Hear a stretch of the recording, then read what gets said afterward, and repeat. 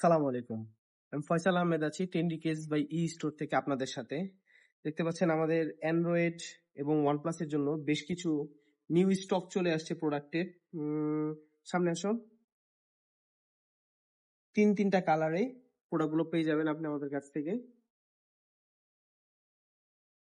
New এই প্রোডাক্টগুলো চলে আসছে ক্যামেরা প্রোটেকশন সহ।